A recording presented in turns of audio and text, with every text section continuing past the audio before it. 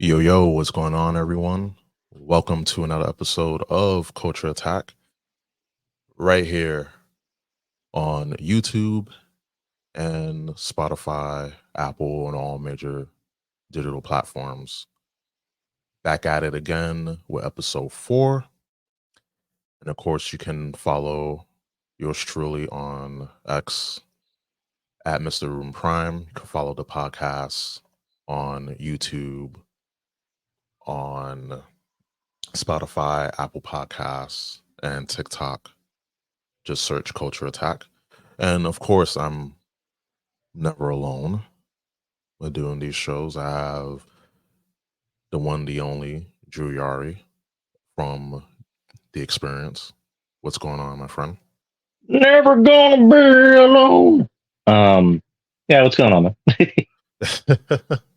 man? Just just getting acclimated to the new work schedule I have. Started a new job uh recently. Just getting acclimated. It feels weird having the weekends off. Feels like so like alien. Feels so foreign to me. It's like, like okay, what I do? Because normally I'll be working, but I mean it's good to change, have a change of pace. And we're of course doing this on a Sunday. It's summer.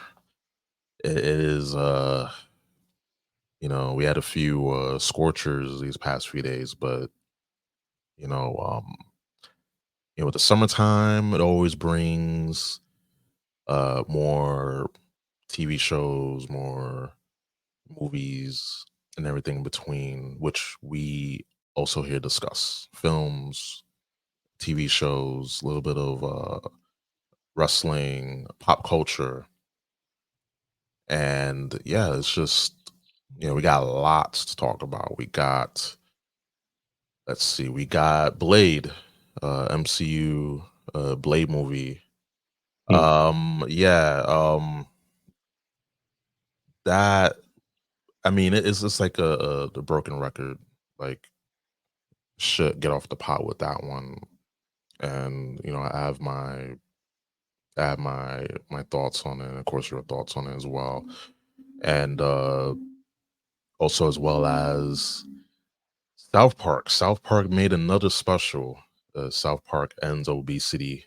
I know I saw it. You didn't get to see it, but we all saw Lizzo reacting to South Park roasting her in an ad that was in the special, which was pretty hilarious. And Lizzo isn't the angel that the media puts her out to be. So it's just like, yeah, they're I think we, I think, I hypocrites. think we've already, or I think we've already figured that out. Yeah, yeah, yeah, yeah. She all those accusations. I mean, all this body positivity crap. Works for the females, but I don't work with those guys. Like we will us guys will tell you, yo, you're fat, do something, go to the gym, eat right. And we're like, okay, cool. Like I needed that. Thank you.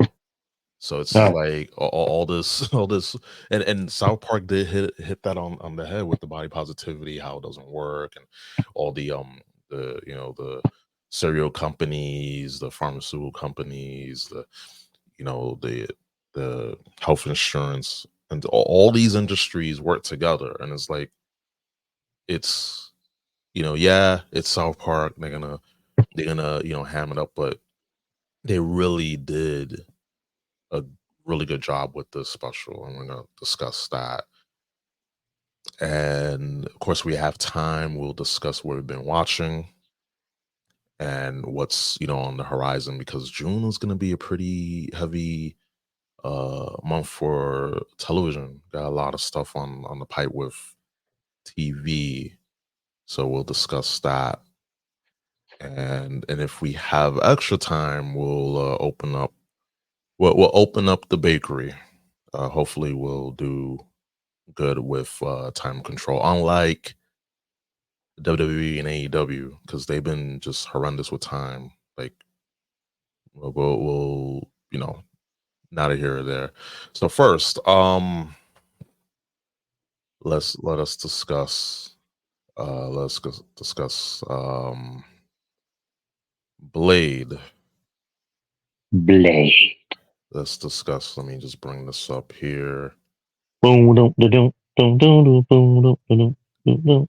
So by Cosmic Book News. I thought it said comic book news, but it's cosmic. Blade delayed again on writer number 7, significant revisions, adding male villain. Hopefully this means Mahershala Ali is now in full creative control. God, I hope so. Because he's tied up. Like he can't do any other projects because he is stuck. You know, he is stuck on other. What was he gonna say? Well, I was gonna say he just got cast in the new Jurassic Park movie. Okay, and when's that coming out? I would imagine in like maybe 2 years, 3 years. Okay. So Okay. go ahead. Yeah, but still, like this movie has been in production hell for the longest, Mm-hmm. and like this movie, in my opinion, they should just scrap it because of if history hasn't, if history taught us anything, when a movie takes this long to come out, when you have all these, uh, you know, reshoots, recastings, getting new writers, that up to writer number 7, that lets you know, okay, like maybe this shouldn't come out. Maybe, this was just a DOA from the jump. Especially when one of the proposals for Blade was to have Blade be second, third fiddle to his daughter. And to me it's like it's Blade, he's a vampire hunter. Why is that hard to write? It should just be, just watch the first Blade movie with Wesley Snipes, just him hunting vampires. Build a story around that. It shouldn't be that hard. But again, good old Disney, good old Marvel can't help themselves but to just, pull the old bait and switch. Can you just put out good content? You have the IPs, you have, good actors, in this case with Mahershala Ali. Like, come on now. It shouldn't be that hard, but they're making it hard because there's just no creative direction with this. Your comments? Well, for one, I don't know if I trust anything from a site called Cosmic Book News. So that's one thing. If it was like comicbook.com or Variety or more, I guess a more legit site, I would maybe, you know, look into it a lot better, or I guess look at the news a lot better. But like, um, I mean, we haven't really seen any official announcements because last I heard, the guy who wrote Logan was the writer of the movie, and there I guess there's been like alleged news that he left, which I didn't hear anything from like more, I guess, more trustful sources, if that's the best way to put it, about him, dropping out. And then there was another thing about Mahershala, you know, or not that he'll leave, but eventually we'll get the announcement that he might leave because he was. Let me correct myself. He hasn't signed on to do Jurassic Park. He is in talks to do a Jurassic Park movie, and Yeah. they're supposed to shoot, and I use quotation fingers, Blade this fall, and then after that they're going to do a Midnight Suns movie, allegedly, whenever they do announce a Midnight Suns movie. So, my thoughts about this is like, I love Blade. He's one of my favorite characters. The first Blade movie is great. It's awesome. Um, I think Mahershala Ali is a great actor. Um, he's also 50 years old, so I don't know why you would cast a 50-year-old man to play a character like this of this magnitude. Granted, he looks amazing for 50. I mean, he's got those black jeans. Yeah. I mean, but granted, how long are those black jeans going to stay intact? Right. Like, by the time this movie comes out, but it's been in developmental hell since it was announced 5 years ago. Yep. It's been developmental hell for as long as AEW's been around, and AEW's just hell. But thank you. But yeah, it's just like what I personally would have done is just introduce Blade in another movie and not the Eternals with that bullshit. That was actually Blade talking. It's like, no, it wasn't. Like, and if that's true, fuck you, Marvel. But they should just introduce him in another movie, kind of like with Black Panther. Like they introduced Black Panther and Spider Man and Civil War, and then they got their own solo movies, and then those movies ended up being fucking huge, especially Black Panther. They should have done that with Blade. I mean, they should have had Blade come out in like, I don't know, Moon Knight, since Moon Knight's kind of a horror character. Somewhat, it's a more darker character that leans into horror, or I don't know, Werewolf by Night. And then eventually they do a Midnight Suns movie and they do a Blade movie. So, again, Mahershala, a great actor, but it's just like, I don't know, probably should have cast someone that you can get 3 or 4 movies out of. To me, this is just, if this is true, it's a little. It's not so much heartbreak. It's not so much concerning. It's heartbreaking, because it's like I really do want to see this movie, because on paper it sounds great. I mean, you got Mia Goth, who's like the big horror actress that everyone loves, and she's in a Marvel movie and she's playing fucking Lilith, which is pretty fucking cool. So I don't know. I mean, if it all comes out that all this is BS and they're still making the movie October, great. Please make the movie. But it's just like, I don't know. Like, I can't remember. Like, you're right, where you're like, usually when a movie takes this long to make, it's not good. It doesn't end up being good. But I don't know. I mean, again, I hope it does get made. But if they lose another writer, lose another director, lose another actor, it's just like, just scrap this movie. Just scrap it, recast Blade, and just have them come out in another movie with a different actor. Yeah, I think they should scrap this movie, because if it's taken this long for it to come out, when you have all these writers, in and out, when you have all these alleged, script rewrites, and one of them is when where Blade is second, third fiddle. It's like, what are you doing? And I feel like Marvel hasn't learned that lesson, nor they will, nor they won't learn that lesson, because you will think in a business of making money, you will create things that the fans want instead of pandering to a audience that doesn't exist. And Yeah, I don't think it's a Marvel problem. I think it's a Disney problem, personally. well, tomato, because who owns Marvel? At the end of the day, Disney. And if Disney, got the head out of their asses, they'll actually just let people create and put out good content. But Yeah, well, yeah, but again, not trying to like turn this into an argument, but it's like right, a lot of what's been coming out lately has been Disney, like not just Marvel, but fucking Star Wars, Indiana Jones. Like a lot of these movies, they just seem like movies made by the studio and the company, not so much the director or the writers. well, yeah, So it is Disney. conveyor belt films, conveyor belt TV shows. It's just, let's just put this out because we got to fill in the quota.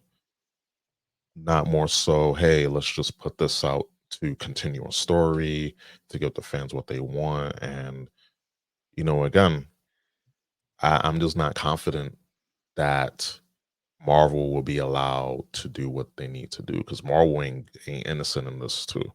They've, like, look at that, look behind you last few years, um a lot of the stuff that they put out, and I know a lot of that Marvel did put the green light, and Disney was like, cool.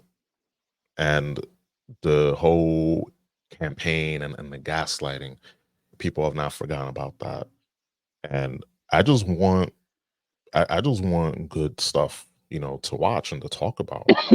Not to just be on this, on this tirade, on this, campaign to just, talk shit, because it's not fun after a while. It's just like, okay, this movie is being pushed back a year or getting pushed back 2 years. They dumping all the writers and then bringing in new, like, it gets tiresome, because we know what could be, we know what we have an idea what should be, but because they have no creative direction, they don't have a set idea what they want this movie to be.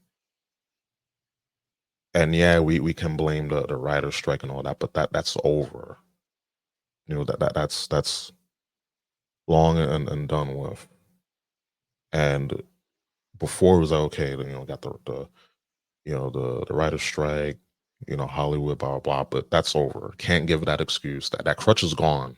Those crutches, they're gone. They're broken in half. They're thrown out. Can't use that excuse.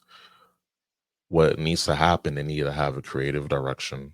They need to have solid game plan on what they want to do, not only with this film but with the rest of the MCU. And it's like, what with this phase, it's just, what is it? And I'm just not confident in what they have, besides one or two things that Marvel has coming out. I'm just not confident with everything as a whole, because of just the past. Just look at, their past, and you can pretty much dictate the future of, Marvel and Disney will be. And look at Star Wars. They just nuked that to the ground. They nuked Indiana Jones. All these properties that Disney touches just turns to shit. And it's like if they done that to those franchises, what do you think and they've done it to a lot of the Marvel IPs. They're not they're gonna keep doing it. It's just not, oh, okay, Mm, just stop. But yeah, I yeah, but I'll say this. I think Marvel can change because they also want to bring in good actors for this role, or me for these roles. I'm sorry, and a lot of actors are kind of like they're not feeling the Marvel train anymore because the movies haven't been good. And like, there's been a lot of actors that have been very open about it. Like, the movies haven't been good, so I don't know if I want to be in them anymore. Like, even the guy, forget his name. He's an actor. He's also a wrestler. Uh, Paul Walter Hauser. Like, he is in the Fantastic Four movie, and he said he was apprehensive about being in it because of the past Fantastic Four movies, and also Marvel kind of not being that great lately. shit in the bed. So yeah, like, so I mean, I don't know. I have confidence that they can kind of get back on track, but it's not going to be something that happens overnight, because I know next year they're going to release, more than three movies, and like, their new thing about, hey, we're going to go back to just doing maybe two or three a year. It's not going to happen next year. It's more likely to happen the year after next year, because it's going to take some time. Um, and I don't know. I'm not going to take anything seriously from Cosmic Book News. Well, That's just, it's not even this yeah. I article, know. I Drew. know what you mean. It's just I know what you mean. Yeah. yeah, it's just in general, because it's not just this. It's not just this article. It's so many different articles, even from reputable sources. It's not more. I think the issue is that it's coming from this source. Meanwhile, there's a lot of rumblings of this issue, and we had many of the past uh Marvel properties, all the Marvel films having rewrites, reshoots. And when we see the result on film or on TV, you see the result. Oh yeah, that could have that right there had, you can tell that this they didn't take their time. They just rushed it. Oh, you see this needed an explanation. They just put it out there. Oh, this, you can tell there was so many issues and rewrites, as things weren't cohesive. So it's not more so this specific niche article. It's just look at what Marvel's been putting out. Look Yeah. at the evidence. And I think sometimes we tend to get caught up on the semantics. Oh well, if it's this article, then not to trust it. I mean, the media has been putting, been giving cover to Disney for the longest until when the Marvels came out, and even the mainstream media was like, oh, this wasn't as good. Sun is going on because almost every single Marvel, project, film, TV show, the mainstream media has been given cover. Um, and that is the absolute truth. So it's not more so, where the source come from. It's just look at the evidence. Look at all these films, look at all these TV shows. You can tell that the script has been rewritten. Same things that we will talk about, in wrestling and WWE. Even now in AEW, you see the creative direction or lack thereof. Back in the day with WWE, when Vince would just rip up the script before the show starts, and he will write the show as the show is going on. And it's like you can tell that with these films and movies. It's like this cannot deny that. And I think that with all that, just to bring this all home, to land the plane, things aren't going to get done overnight. Of course, Rome wasn't built in a day, but I still don't have confidence. Maybe they prove me wrong, but just based on their track record, I just don't have much confidence that they will change things around in let's say 5 years, 5, 6 years, because the damage has been done. Will enough people come back once they get their shit together? Or are they just gonna revert back to their ways? I think so. I think so. No, I, I don't agree to disagree. Agree to disagree. I mean, because yeah, WWE was cacas for the longest time, and then we got new management, and is it perfect? No, but it's watchable. Like we oh tune yeah. in. It's actually Well, fun to watch. well, But that's it's just because I'm sorry. yeah, That's because Hunter and Ariel and Nick Shawn Khan. Michaels. They're about running a business. They're about running the business. They have that connection to the fans. They have that pulse. And yeah, it's not perfect, but it's way better now than it has been in the past couple of years. And we've been through those dark times of Raw. I sat through a lot of those Raws that were terrible. On Bobby Lashley, doing the butt pose and Yeah. the bisexual angles with Rusev and Lana and Liv Morgan and Roman Reigns getting dog food, poured all over him. Like we remember that, but the differences between WWE and Marvel is that there isn't that uh pulse. They don't have that connection. They don't feel the pulse of the fan base anymore. I don't know. I think when you fuck with somebody's wallet, you might start to think differently because what is it? Ant-Man and the Wasp, was a dud, and the Marvels was unfortunately a dud. So I think when you start fucking with people's money, they're like, okay, what do we have to do? So I don't know. I have faith. Just And me.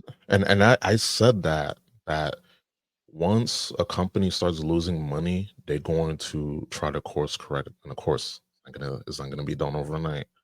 But I think that the DEI, the diversity, inclusion, and Yeah. equality, inclusion, it's too strong because you you're seeing, we seen this. It's infected gaming now. Like you're seeing all this stuff in gaming. It's like gamers don't want this. And again, it's catering to an audience that isn't there. It's catering to an audience that isn't gonna buy your product. And when you try to please everyone, you end up pleasing no one. And I think that, in this case, there could be some course correction, and good segue. Um, good segue here. Um, good old StreamYard from Variety, a reputable source. Disney needs course correction, quote unquote, away from political messaging, says Little Mermaid and Aladdin director.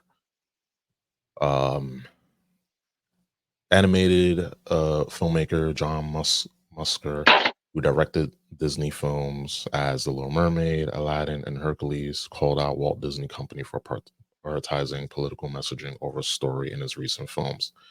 Quote, I think they need to do a course correction a bit in terms of putting the message secondary behind entertainment and compelling story and engaging characters, quote unquote.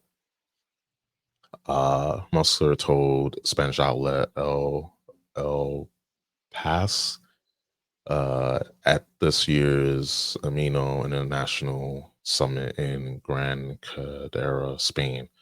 And if I'm butchering that, and I most definitely am, I apologize. The classic Disney films did not start carrying, did not start out trying to have a message. They wanted you to get involved with the characters and the story and the world. I think that's still the heart of it. Must have said, you don't have to exclude agendas, but you have to first create characters who you sympathize and who are compelling. So when you have a director saying, "Hey, like stories matter, characters matter, the investment, people investing, having something or story to gravitate to relate to is more important than the message." I think that for me, my optimistic side wants Disney to do well, want Marvel to do well, want them to put out banger content. But again, when you look at the past, when you look at what they've done, and just everything they've done, it's kind of hard to give them the benefit of the doubt, give them another chance, because constantly, that old adage, you try, is like, all right, give them another chance, just give them another chance. We'll give this TV show a shot. We give this movie a shot, and then it ends up okay. Feel like a damn fool. Gave it a shot, and it's the same. It's the same crap, but not just one time. The span of multiple times throughout throughout the years, and it's like people are just gonna peace out. They're not going to be like, okay, we're gonna come back. And I think Disney, not more so Marvel, but Disney, they're gonna be like, oh, they'll come back. Yeah, they'll come back. They always come back, but not everyone will come back. And I sincerely hope, that they change over time. They stop with this DEI bullshit. Just put out good content, good characters. They, straighten up the MCU. But some people may not care. Some people lost faith, and I don't blame them. I truly don't blame them for thinking that way, because of, again, you look at their track record, and then again, who knows? Maybe I'm wrong. If I'm wrong, cool. Not it's not the end of the world. The world keeps spinning, it moves on. But it's just like, do you blame me, Drew? Do you blame people with the same or similar sentiment for just being reprehensive, not giving it another shot, just not putting faith, because of all these years you just been bamboozled and just put through the ringer, and it's like, yo, we had enough. So many times you could just taste shit and be told, hey, it's not shit, it's chicken. What do you say to that in closing?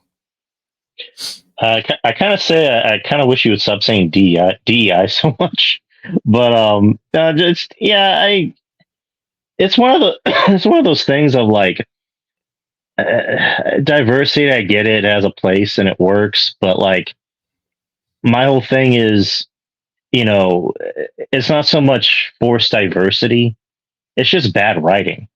Because you can have a movie or a TV show or a book or a novel or a comic book that has, all those things, but with just better writing. And unfortunately, a lot of these things that, have, the things you just mentioned, forced diversity, inclusion, and whatever, they just, they're the victims of bad writing because it just seems like they want to please people rather than, please the story, please the fans that, like this stuff.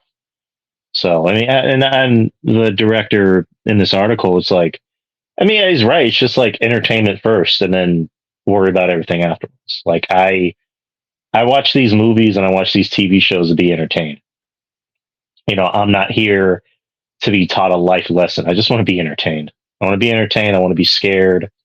I want to be sad. I want to be happy. I want to be angry. I want to be horny. Not in that order. Not Yeah. particularly in that order. But I just want to be entertained. At the end of the day, if you entertain me, if you made me feel something positive, or you maybe had a tear fall down this old eye socket, you did your job. So to me, at the end of the day, it's just like if the product sucks, then I'm just gonna say it sucks, or it's just meh, or it's mid, like the kids say nowadays. But yeah, just I don't know. I've been saying it for like a year, or like not even a year, 3 years since we've been doing the show, on the Patreon days. Just write better, just write good shit.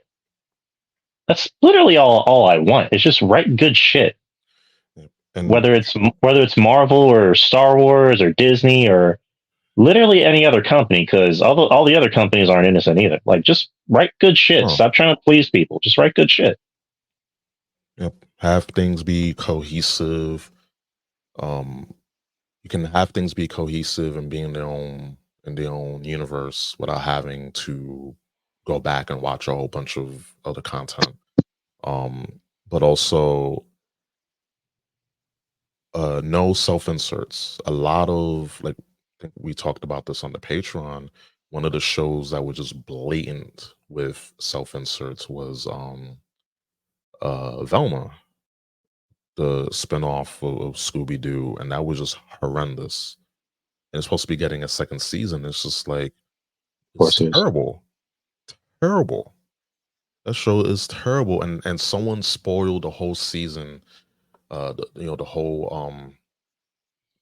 whole show that they watched it and it's like, yo, like this is garbage. Like I took the bullet so that way you don't have to watch it because this is horrible.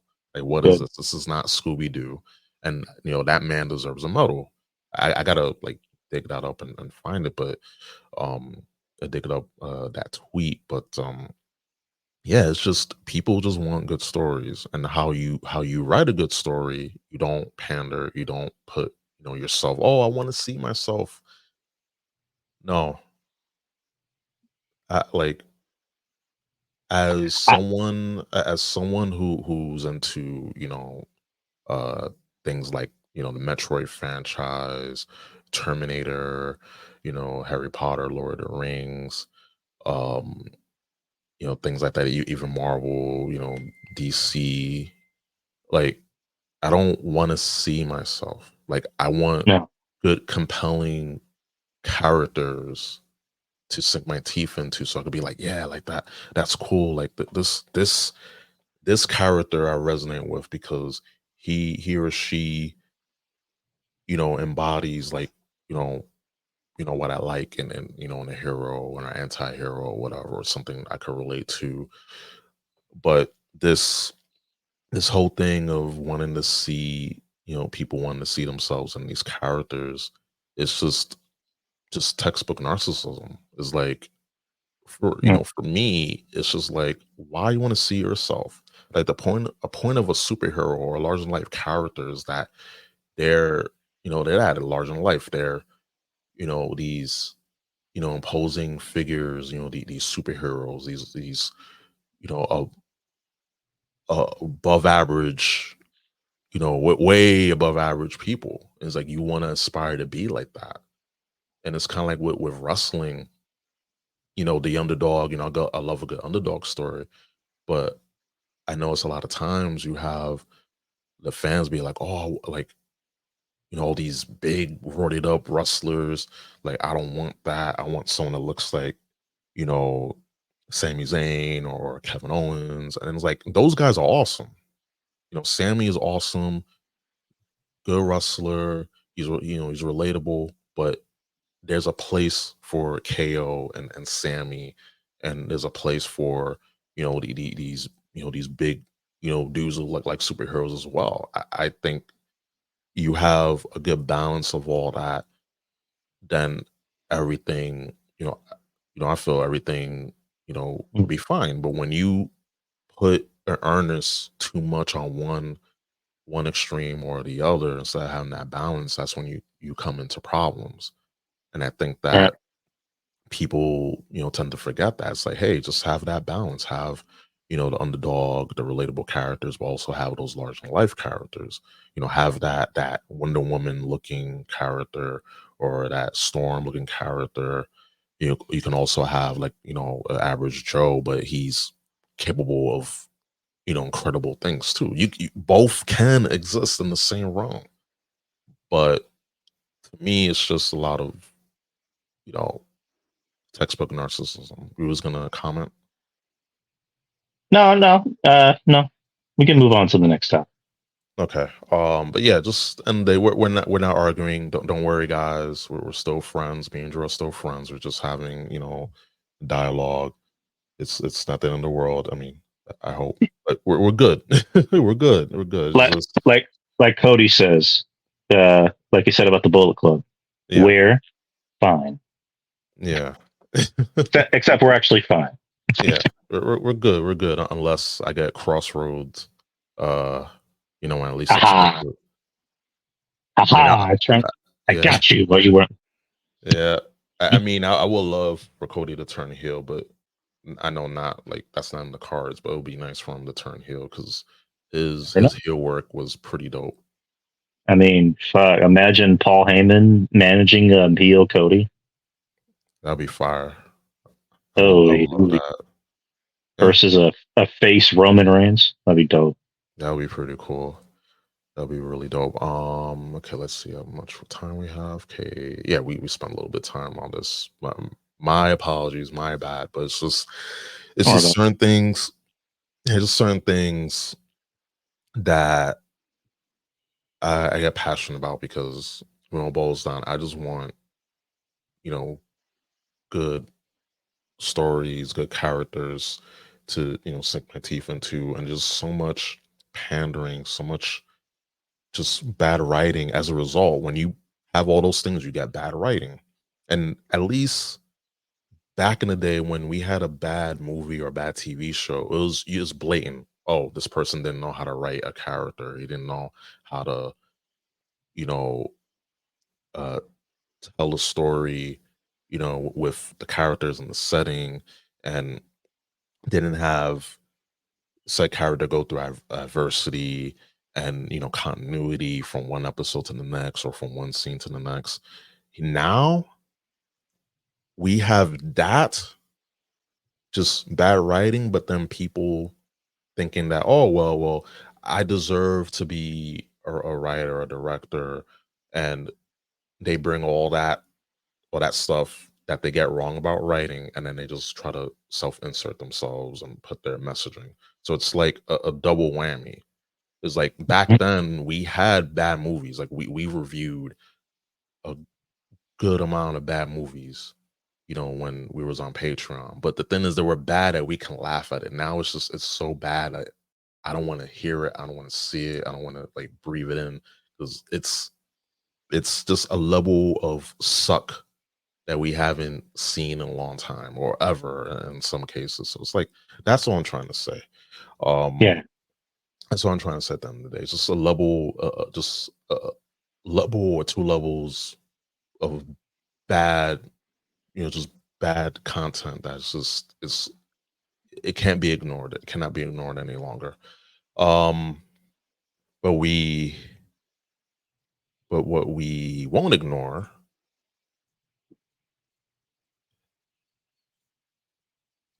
is, I mean, Guys, my worst fear. apologies. So, Lizzo, Yep. we can't ignore her. Um, she was roasted on South Park in the South Park special, uh, the obesity special, and it was funny as hell. And her reaction was just priceless. And it's like, why? I mean, I get it because she's a celebrity. She just had to. It's just glutton for punishment. I mean, another thing she's as a glutton for. Anyway,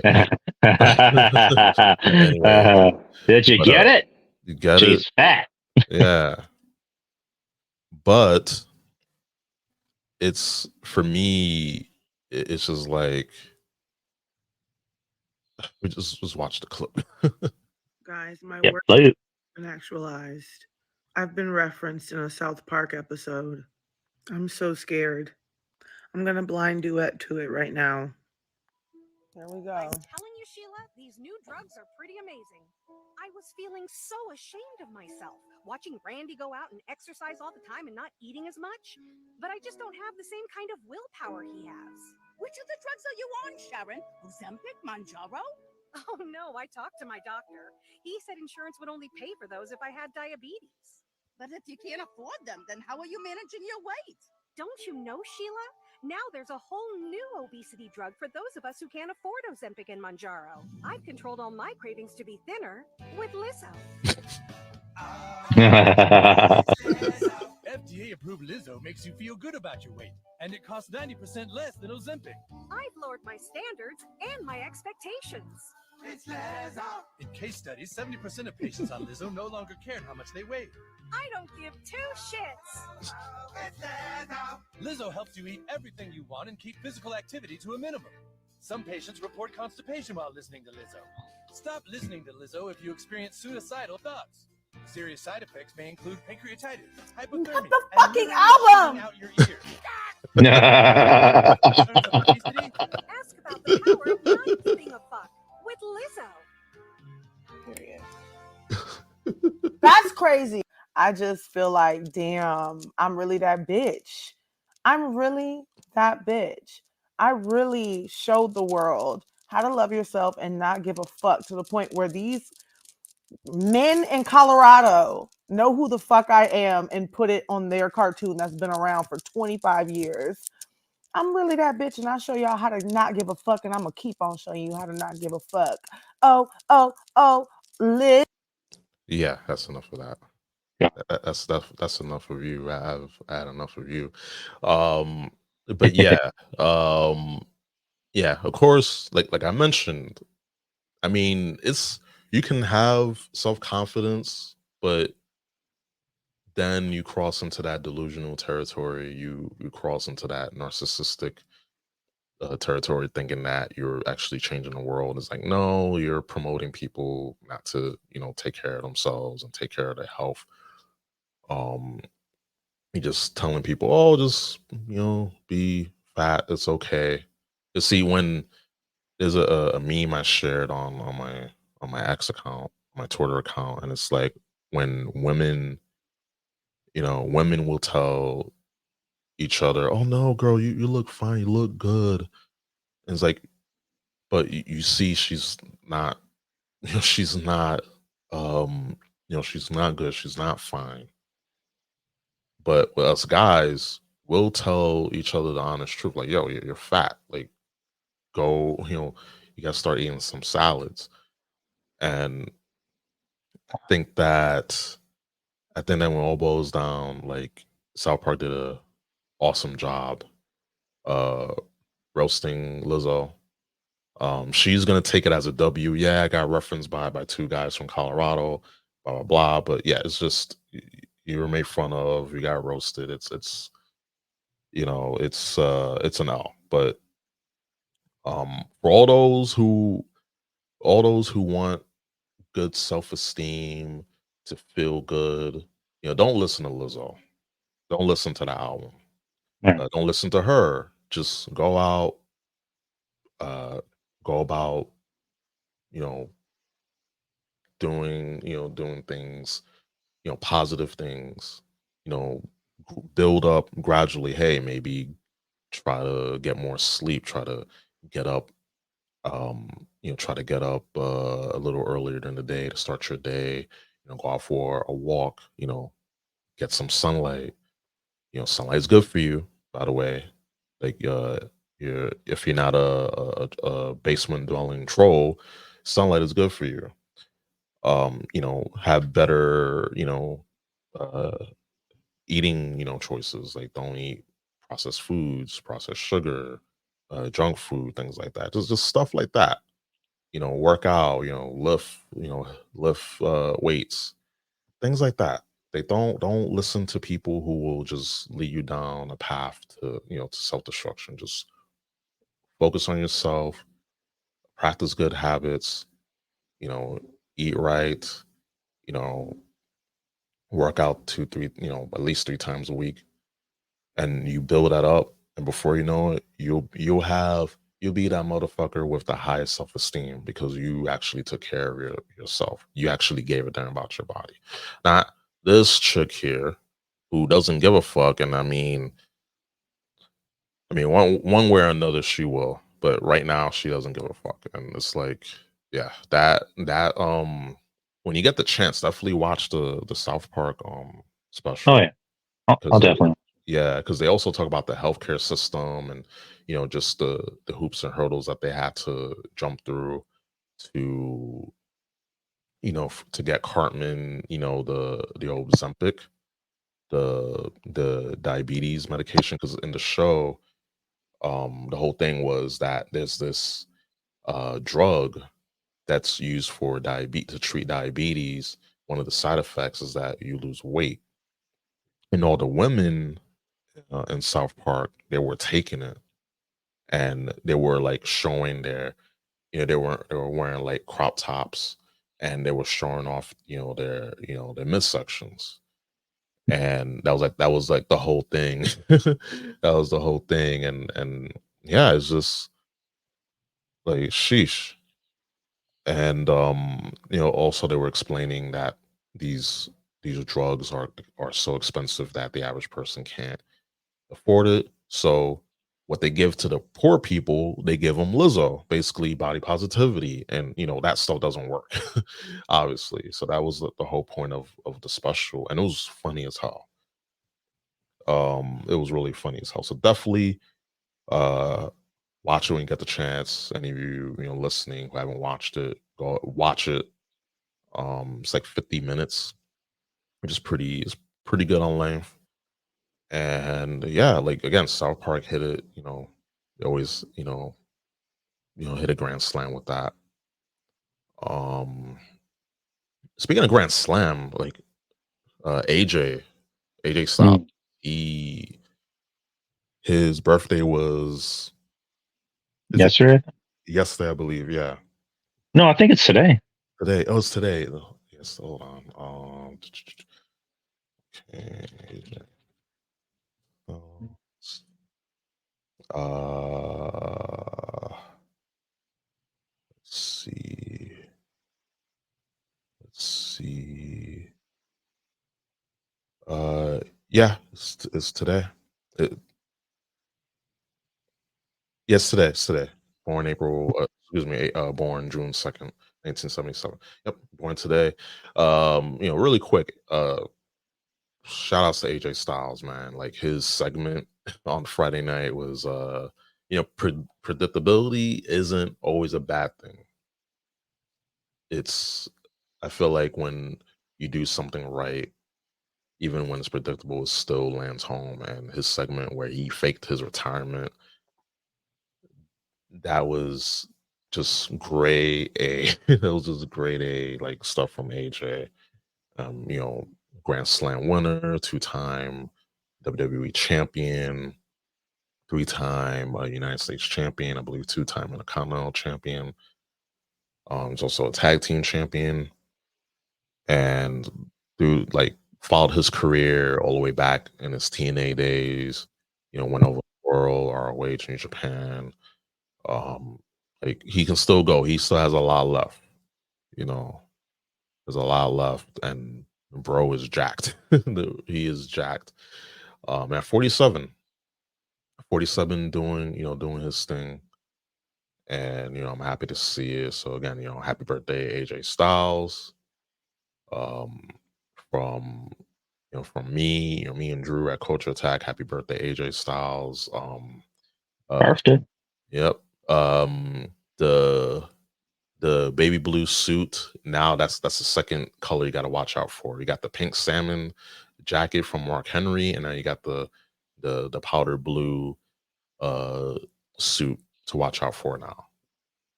So that's pretty good. That segment was dope. And then I went back and watched the Mark Henry segment, and this was like, damn, like Mark Henry is awesome as well. Dude was just amazing. I'm glad he won a world title while in WWE, because like his Hall of Pain gimmick was just oof. He had some bodies, like literally his theme song. Somebody's gonna get it. And he had a long list of victims. So yep. Okay. Let's see. Next up on the docket. Well, we still have time. We've got some time. So from Yahoo News UK, Netflix Terminator anime series arrives in August. Ready to fight the future. Terminator Zero is a new animated series from the Batman writer Matt Matt Reeves. Oh no, not Matt. Matt. I don't know if you can see it. Tomli and Matt Tomlin. Yeah, Matt Tom. And Skydance Animation will debut globally on Netflix on August 29th. The 8-episode series will be a part of an already established Terminator universe, but will center around new characters.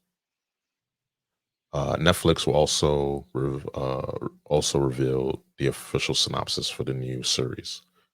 Quote, caught between the future and this past is a soldier sent back in time to change the fate of humanity. She arrives in 1997 to protect a scientist named Malcolm Lee, who works to launch a new AI system designed to compete with Skynet's impending attack on humanity. As Malcolm navigates the moral complexities of its creation, he is haunted by the unrelenting assassin from the future, which forever alters the fate of his 3 children. End quote. The animation for Terminator Zero is provided by Production IG, a legendary Japanese animation studio responsible for such classics as Ghost in the Shell, Jinro, The Wolf Brigade.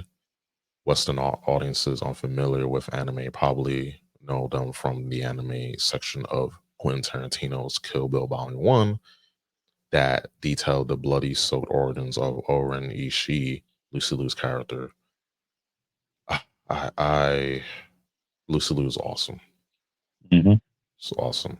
And that animated section of Kill Bill Volume 1 was like really well done. Like really good animation there.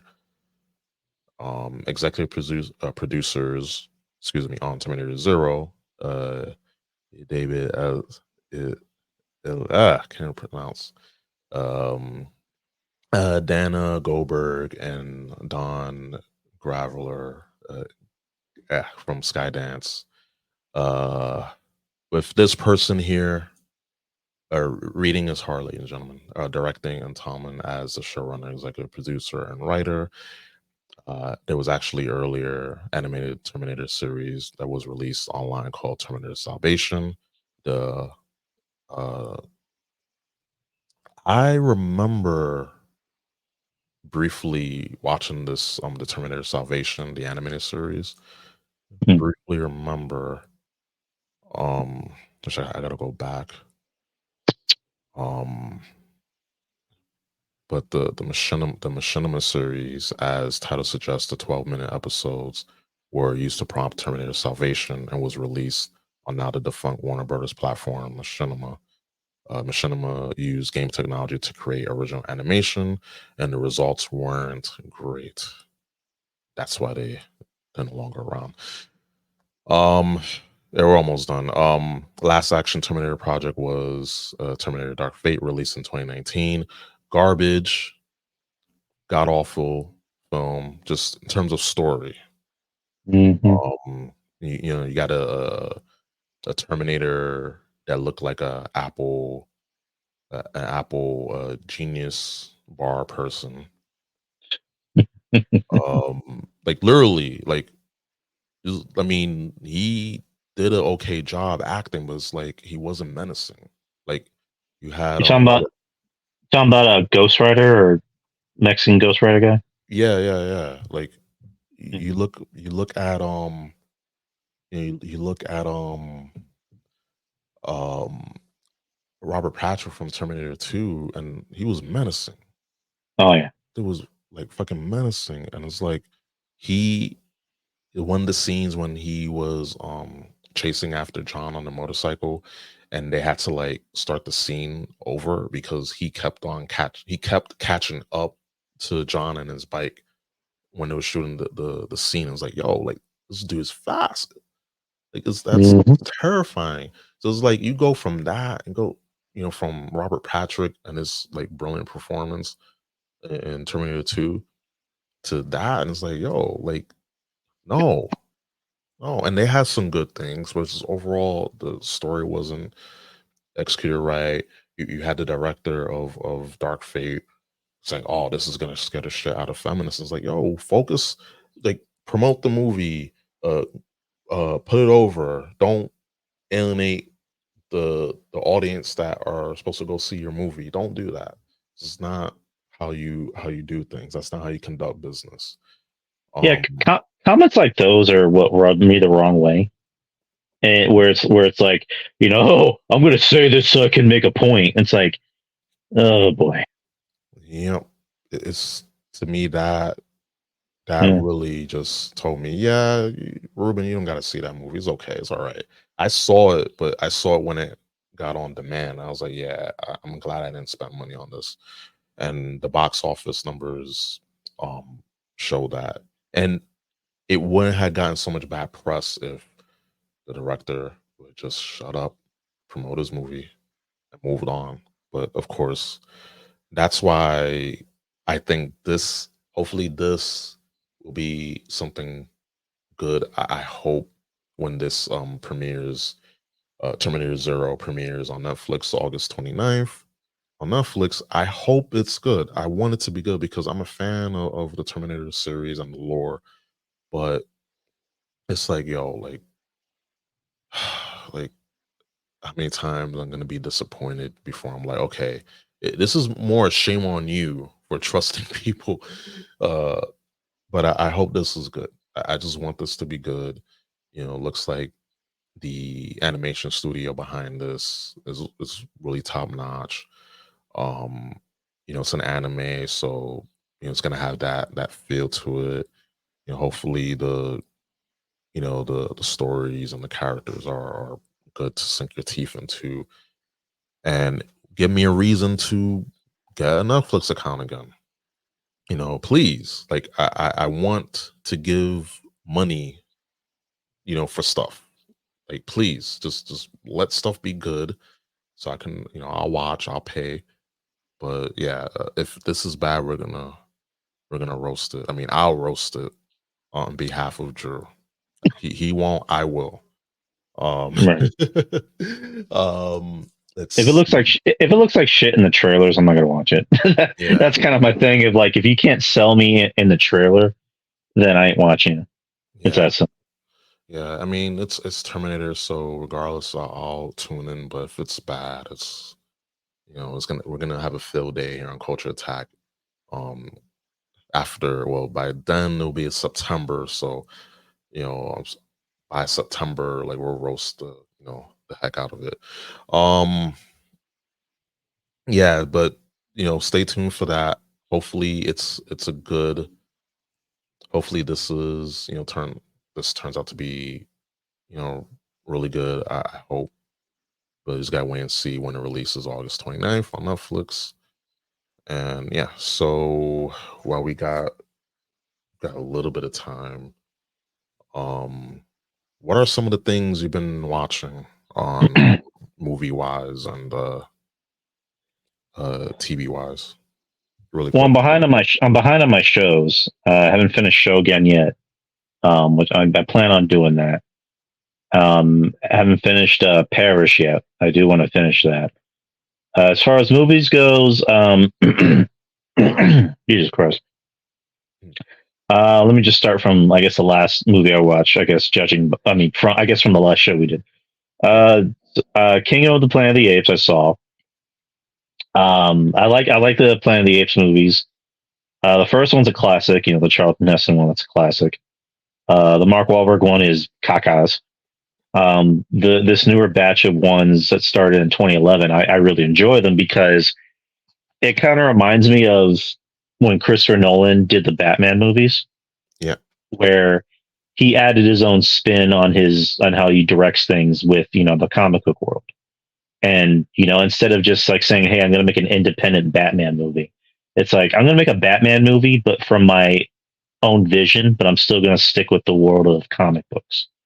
This is what Planet of the Apes reminds me of, is that they took a concept that could have easily been a flop, but it's like, let's make it serious. Let's take it seriously. Let's not make it goofy. And then you have fucking Andy Serkis knock it out of the park as Caesar. And those three movies are great. I mean, I think they get slept on a little bit, in my opinion. Like, no one really talks about them too much. Like, they're actually really good movies, and they turn a profit. All three of them have gotten really good reviews, especially this one, Kingdom of the Planet of the Apes. It's a new trilogy, sticking with the same, I guess, universe, as you would call it, and the timeline is set, I believe, 600 years after the last movie. So Caesar is long gone. Spoilers. And it was a good movie. Really, really good. Really interesting story. My as far as like movies in this trilogy of Apes movies, I would say maybe it's my least favorite, and not because it's bad, but because it's a new story with newer characters. There's really no known actors in this movie except for Kevin Durant. Not Kevin Durant, the basketball player. Kevin Durant. If anyone knows who that is, Blob from X-Men Origins, Real Steel, Walking Tall, what have you. Yeah. He plays the main, villain ape, and William H. Macy comes out for a hot minute. It's a really good movie. It's a little long, but I think all the Apes movies are long. But yeah, this was long. It has an interesting ending that kind of made me get out of my seat. I'm like, oh, okay. Mm-hmm. It looks like I have to watch the next movie. On a side, I mean, I guess a little story time with the movie. So like, I went last week. Was it? I think it was either last week or the week before. I think it was last week. Last Saturday, I went to the movies with my movie pass, as I usually do, and it was kind of a full house because it was Saturday and it's a movie that people, actually want to see. And the first, I would say, 25 to 30 minutes of it, I had a hard time kind of enjoying the pacing of it because there was a dad and his two teenage girls sitting in front of me, and one of them was on their phone for like the first 25, 30 minutes. And it was just distracting. Granted, she turned the light off on her phone, but I can still see it because like it's not like she's like trying to be discreet. Like she literally has it up. Like no one can see me do this, by the way, but like she literally has it up to where I see it, and I just mumbled under my breath, "Bitch, fucking put away your phone." Like I literally just said that. And granted, her dad was actually like telling her, "Put your phone away," and she didn't want to put it away. And then they just fucking leave.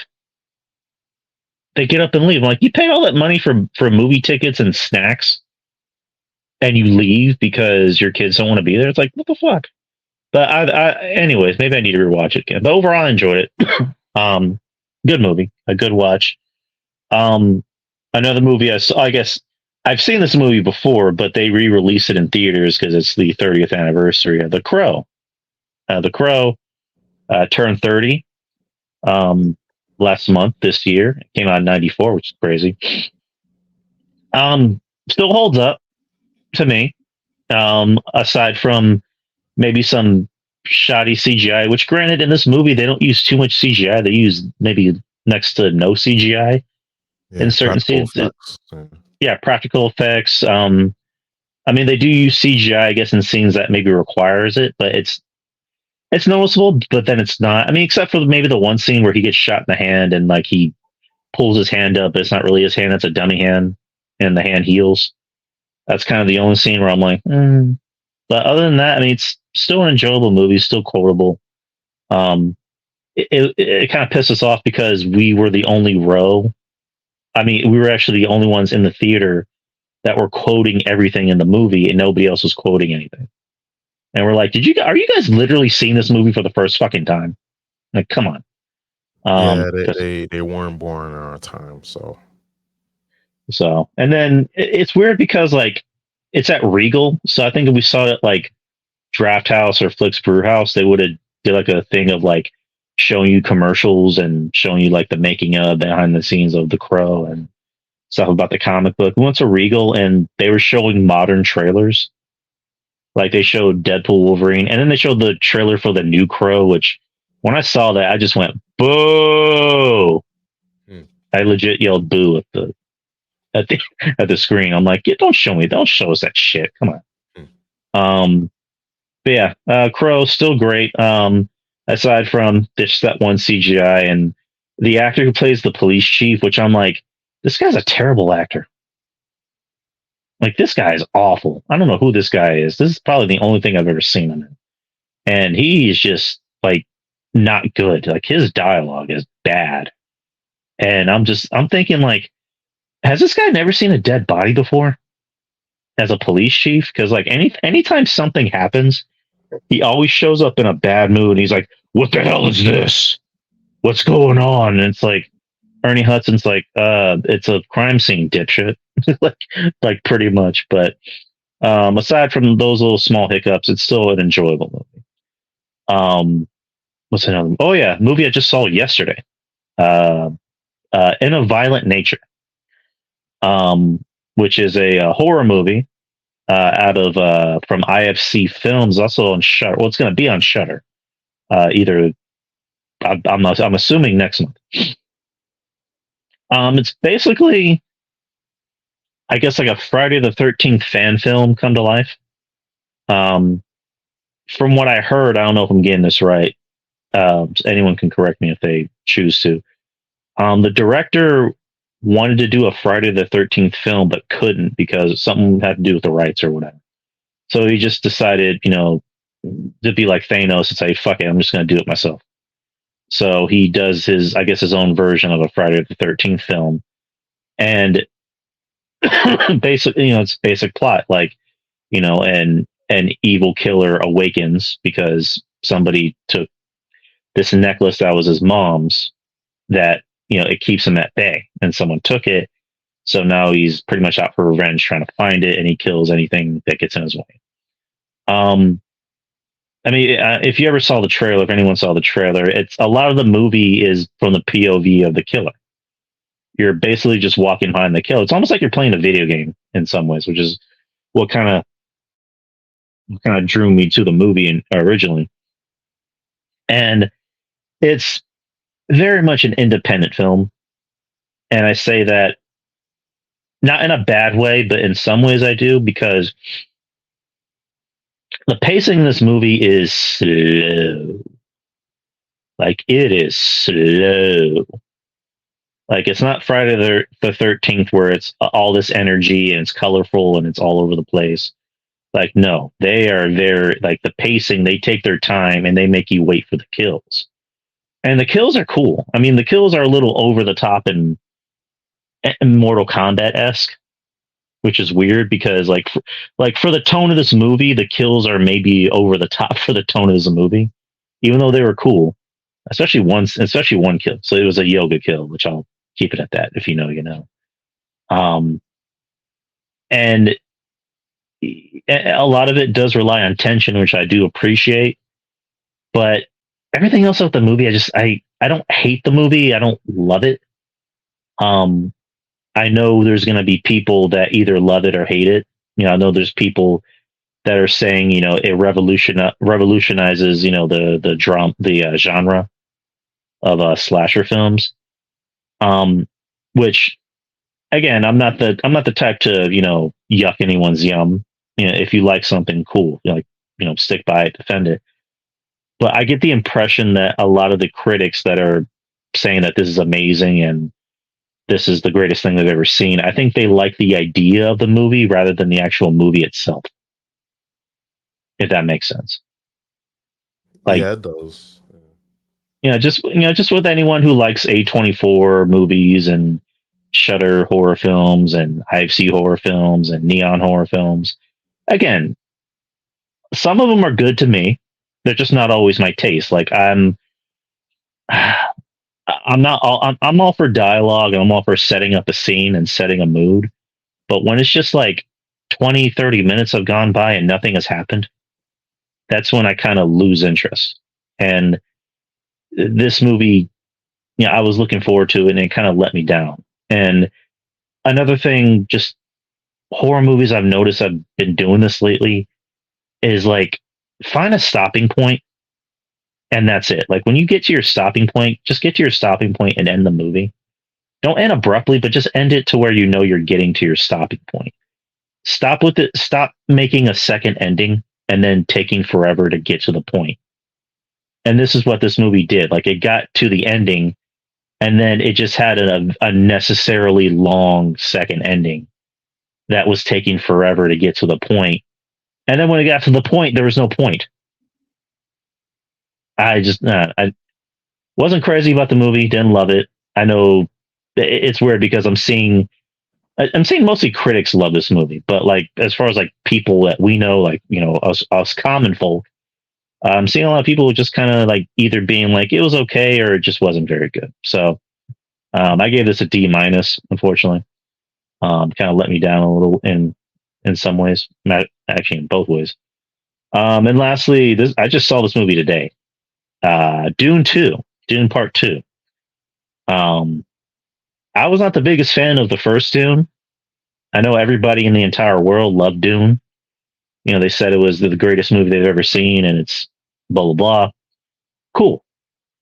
I didn't love it and hate it. Might have been slightly overrated, in my opinion. But so I just decided to give this a watch because I heard good things. I even heard good things for people that didn't even like the first Dune.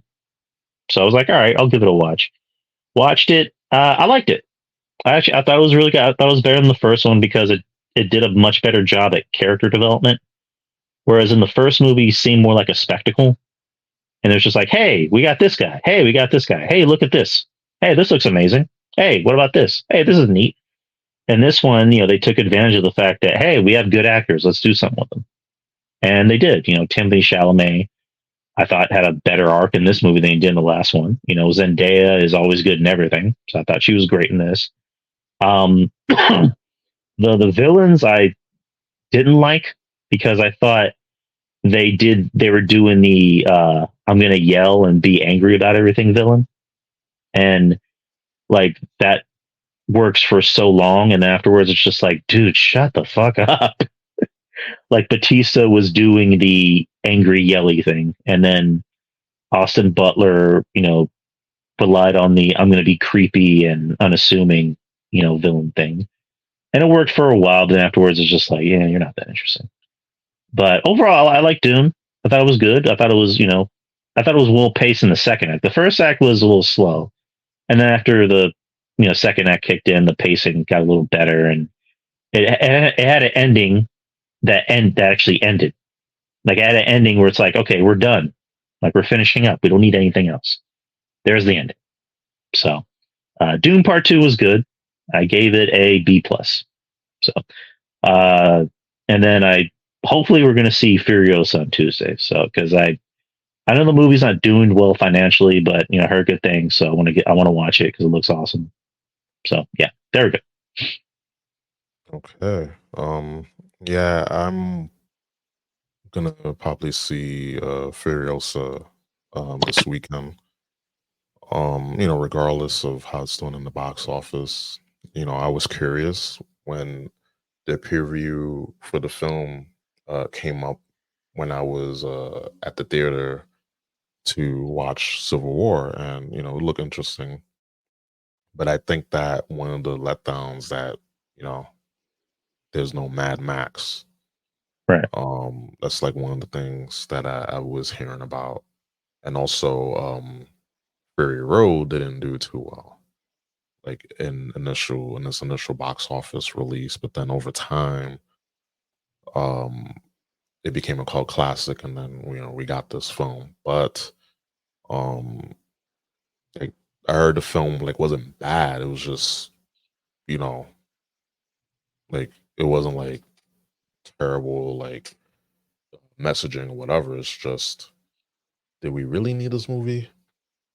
So that was like most of the consensus with the film, but I'll definitely check it out. And we'll discuss it next time when we get on here for another episode of Culture Attack. So, I mean, that's the show. That is the show. Again, once again, guys, you can follow the podcast on TikTok, YouTube, Spotify, and Apple Podcasts. So pick your poison. Shorts and the shorts are on TikTok and YouTube and the whole podcast. If you prefer to listen to it on YouTube, it will be on there as well. And of course, you can find me at on X on Twitter, Mr. Room Prime, and you can find my partner in crime here on X Twitter at DY Experience, and he also has a podcast that airs every Wednesday night after AEW Dynamite, discussing wrestling news for the week. And yeah, maybe I need to go on your show. It's been a minute. All right, we'll be back this Wednesday because we took a break. Not me and Justin. Me and Justin are fine. No, the we took a week off because it was just like, yeah, what's really to discuss? So Yeah, yeah, wrestling has been kind of like weak. So yeah, so we just took a week off, and we'll be back this Wednesday, same time, same channel. And you never know who might show up. yes, indeed, you never know. And trying to add new stuff to the show, new segments to the show, new graphics up.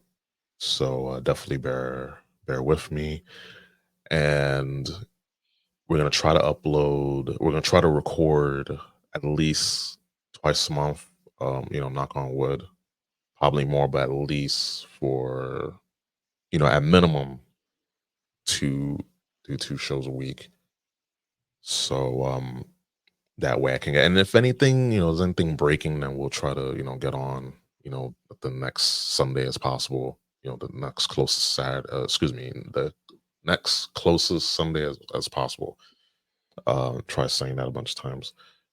Just because it's a lot of news, especially in entertainment, pop culture. So we'll try to put things out when we can, but at least a bare minimum, try to put out content twice a week, and then all the clips, all the videos. There'll be plenty of content to grab. So again, with that being said, yeah, thank you for listening to another episode of Culture Attack. We had a pretty good discussion, good dialogue. We're fine. Culture Attack is fine. It's fine. Or is it? I mean, who knows? Again, maybe I'll get Crossroads, or maybe I'll get hit in the back with a chair. Get a Seth Rollins. Who knows? But yeah, we'll definitely be back. Knock on wood, Lord willing. And again, you can follow us on all the socials. Everything will be in the description and the show notes below. And this will be uploaded Tuesday, so recorded on Sunday, June the 2nd. Will be uploaded in a day or two. So definitely tune in for that. And again, thank you so much, so very much for lending your ear to listen to another episode of Coach Attack. With that being said, for Drew Yari, I am Ruben Prime, and we will see you next time. Peace. Peace. Peace out, guys.